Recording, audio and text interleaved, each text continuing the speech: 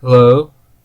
So today I'm just going to be giving a crash course in Blender. And without further ado, let's get started. Okay, so the first topic is maneuvering the viewport. So this is just how you look around at things. So first, the first command is called orbit, and it'll look about the object that you're currently focused on. So right now, I'm focused around this cube. So when I hold the middle mouse button on my mouse and drag, my view will orbit around the cube. Next is pan. Pan maintains the viewer camera, but simply shifts its position on that plane. So now you can see that it also changes the center when I switch back to orbit. And if I hold shift and click the middle mouse button, I can pan my view. So those are the two most important ones. They're almost the same, except pan is holding shift, and just orbiting around the object is not holding shift and only holding the middle mouse button while clicking and dragging your mouse. Okay, so after that we have the numpad. So the two main views used in Blender, especially when you want to work only on a certain aspect of an object, is 1, 3, and 7. If you look over at the top left where it says user perspective, that means it's not in any of those. If you press 7 on your numpad, and if it's not working, you might have to turn numlock on or off. 7 will bring you to the top perspective. And actually, let me just add in a cone here, so that'll make it a lot clearer. Or a torus.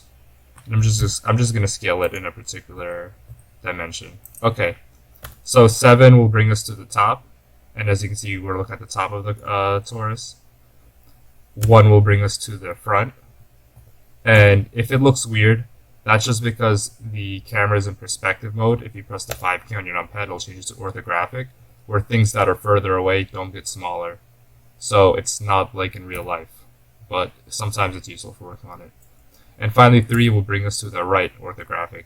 You can see here now that it's narrower since I'm looking at it from the right, because it's longer from the front, and from the right it looks a lot thinner. So 7 for top, 1 for front, and 3 for orthographic. Technically, just with orbit, you could get roughly the same views, but using the numpad is a lot faster, and it's much more precise.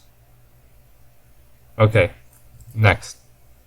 Adding objects. The shortcut for adding objects, first deleting objects, you just hit the X key, press enter, and to add objects, they'll be added at your 3D cursor, which is this red and white looking circle. So to add objects, you just press Shift A, and usually most of the stuff you want is under mesh. So for example, if we were to add a sphere, we would just click UV sphere. Not circle. Circle will be 2D and probably not what you want. UV sphere. And you'll get this thing. Another quick tip, if you hold right click and press shade smooth, it'll get rid of those faces. So, but that just depends on what you're looking for. So that's how you add stuff. I can also add a cube if I'd like, and delete it. Okay, and then is simple object mode manipulation. So Blender has two main modes in which you edit objects. One is object mode. That you can think of that as like a macro mode, where you change the position, rotation, and scale of objects, but you don't change the object themselves. So this is like bigger scale changes. So the main things in object mode are grab, scale, and rotate. And if you rotate a sphere, it looks like the same. So let me just add a cube here. So first grab. Grab is G.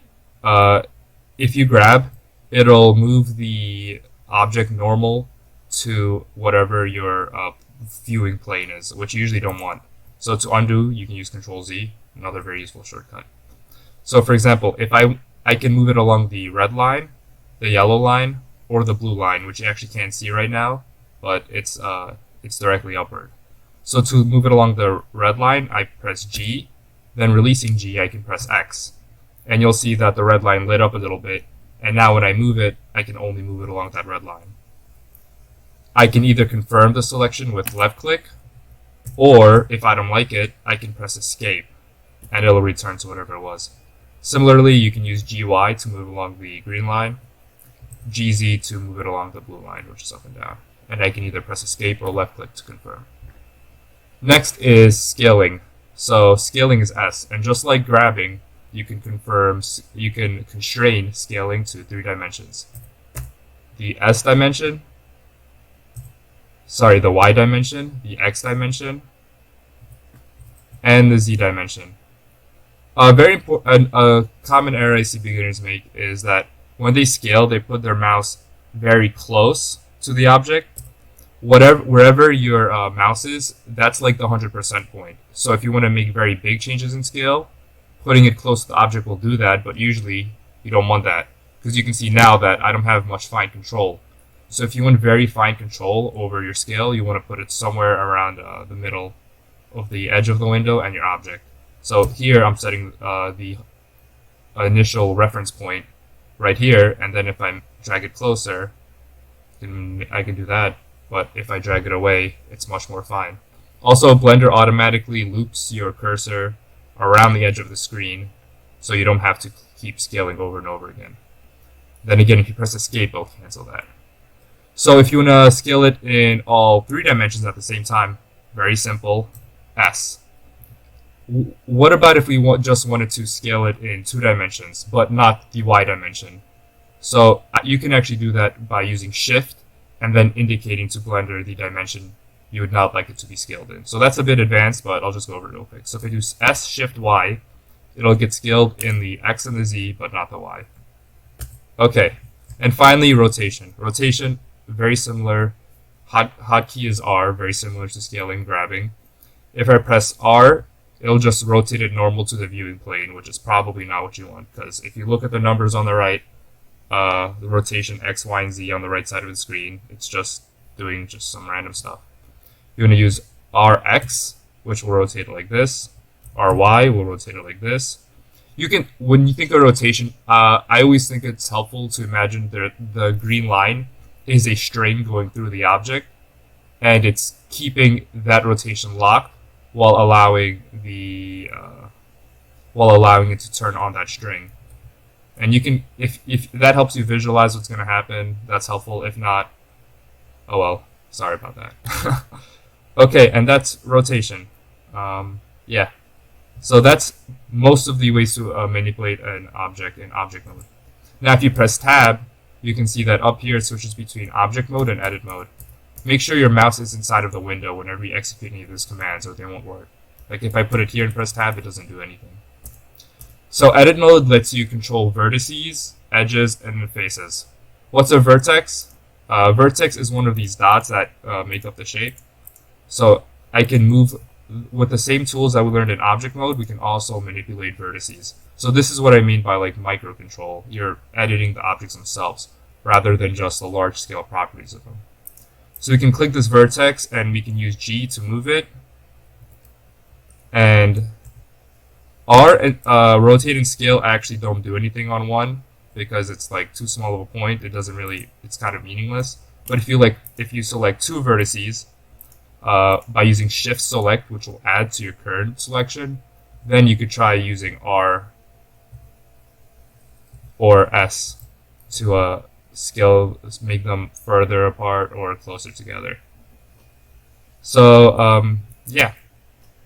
You can kind of see, you can also use the same constraining tools. Like here I'm using SY, so it's only being constrained in the Y dimension. Whereas if I just press S, here, because they're perfectly on the Y dimension, it's actually the same effect. But in some cases, you might get undesirable results. So constraining is always good. And moving on to edge mode. Edge lets you select the edges, which is the line between 2 vertices. So this is sometimes useful. Like here, if I switch to my right view and I grab it, then I can kind of get this kite shape. So again, there's no hard and fast rule for which one's the best. It just depends on what you're trying to go for. Finally, faces will select any face between 3 usually 4 or 3 vertices. Sometimes more, though that's usually undesirable. And again, you can use the same tools, scale, rotate.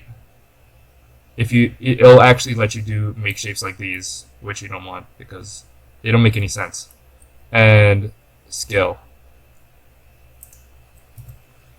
Yep. And that's the basics of edit mode. Okay, so for part 2 of the tutorial, we're just going to be modeling a quick column, and I think you'll be surprised at how easy it actually is. So first, click on this cube, delete it with X or the delete key on your keyboard, and then we're going to use Shift A to add a mesh cylinder. Next, we're actually going to add our reference image. So if you just Google column, you should be able to come up with an image of a column. And the way you add that image to use as reference is you do Shift A, image, reference, find out where you save the column image on your computer, and then just double click it. And when you import it, it's going to be rotated normal to your viewing plane.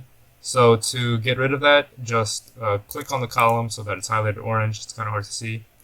And then go over to the object context. And for rotation X, Y, and Z, just do 0, 0, 0. If it's rotated like this, we want to rotate it 90 degrees on the x-axis. So I'm just going to click it, hit X, and then you'll see in the top left, it'll say rotation, negative, whatever along global X. If you hold Control, and then just move your mouse clockwise, and then once it says 90, we can left click to confirm, and it's going to be rotated exactly how we want it to be rotated. So now we need to really position and scale the cylinder to get it ready. So select it and use 1 to go to front view, and then we're going to press 5 to switch the view from perspective to orthographic, which just means that things in the distance don't appear smaller than things that are closer to you as they do in real life. This makes some modeling applications easier. So I'm just going to use S to scale it down, and use GX, move it a bit to the right, and finally GZ to move it down, and also finally SZ to make it a bit smaller. Zoom in here with zoom with a scroll wheel, and pan with Shift and middle mouse button click and drag. And then here I'm going to continue refining it so that it very closely matches this initial layer we have here. And then sometimes GX helps. To maintain its circular shape, you want to make sure you're using only scale and you're not constraining it, for example, in the X dimension. Or else, like, if it's like this, for example, and I wanted to stretch it out and I do it in only the X, it's going to come out like an oval. And you want to keep it a circle, so you want to make sure when you scale in all 3 dimensions. Okay, next step is to go in edit mode. And we're going to press 3 to go to face select mode, select the top face, press 1 to go back to front view, and then we can start extruding this pillar up. And it's really quite easy, it's a 2-step process, that's all. So press E, extrude it up, left click, S to scale down, left click, and that's it. E, extrude up, left click. In this case I don't need to scale it, so I can just continue to my next extrusion. Scale, left click, extrude, left click, scale, left click, extrude, left click, scale, left click, and so on. And all you do is literally just pick a side that you want to match up to, left or right. Don't try to do both, because a lot of times images aren't perfectly symmetrical. And just continue this process all the way up. This is the easy part of a column, because it's just straight up all the way up here. Then we can just continue. So extrude, left click, extrude, left click. If you ever make a mistake, again, you can simply use Control Z. I'm not going to copy this little curvy thing here. I'm just going to pretend it's not there, because that would be a little tougher to do. And it's definitely possible, but it would just be take a lot more time. So just use your imagination as to how it might look like in the center here. That should be fine. So extrude, scale, extrude. And as you can see, you can do this extremely quickly. And there you go. So now that we have this, we can actually just click on the eye here and get rid of the image. And there's our column. But we're still not done yet. So one thing I've noticed is that the columns, they have this kind of inset on the faces. And we can also apply that inset. So what you want to do is you want to go to wireframe by doing Z wireframe, and these circles, if you just click and drag over them, it's going to select all of the faces for the column. Then finally, we're going to press I to inset some faces. At first, it's going to look weird just because it's not in the right setting. So if you left click after pressing I, you can open this option menu, and then you want to click individual. There we go. And then I can just undo it, and this time it should be set to individual. So there we go. Now you can see that I pressed I and I moved my mouse in a little bit, and each of the faces should have a new inset face here. And finally, if we press S, we can scale them together towards the center, and that gives us that really cool pillar inset effect. I know that step was pretty confusing. You can skip it if you like. That takes a bit of practice to get right because it's kind of, the inset tool is a bit finicky. So don't feel like if you couldn't get it that you're not good at Blender or something. It's tough to get. And if you did get it, good job. So, okay, actually we're almost done here. The last couple of steps is to add a subdivision surface modifier. This when you add this modifier, Blender will add some more faces to make the curvature of the pillar better. This isn't necessarily always helpful. In this case, it was. You can see that these curves, these ridges look a lot more natural. And I can turn viewport up to 2. Usually that's like a good spot. However, you can see that I've lost some definition up at the top and the bottom of the pillar. And that can be fixed by adding edge loops, but again, that's a little bit outside of the context of a beginner's video, so I'm not... if you want to see it real quick, all you have to do is go into edit mode, press Ctrl R, and when you see this yellow line appear, just left click it and move one to the bottom and one to the top. And when you go back into object mode, you see I've regained that definition. And you just have to do that everywhere. And the next and final step is just hold right click and click Shade Smooth. This will make it so that you can't see the individual faces anymore and everything looks really smooth. And there you go. To add a material to it, just hit this material panel, go to new, and I guess we can make it some yellow version like that. And since we're in solid mode, we can't see it, but if we switch to look dev, okay, there. So like a nice cream colored pillar. And you can press F12 to render it if you like, but it's gonna take some work with adjusting your render camera and your lighting settings. And that's it. So hope you guys learned a lot. Let me know if you like it, and please let me know if you'd like me to demonstrate anything else about Blender. Thanks.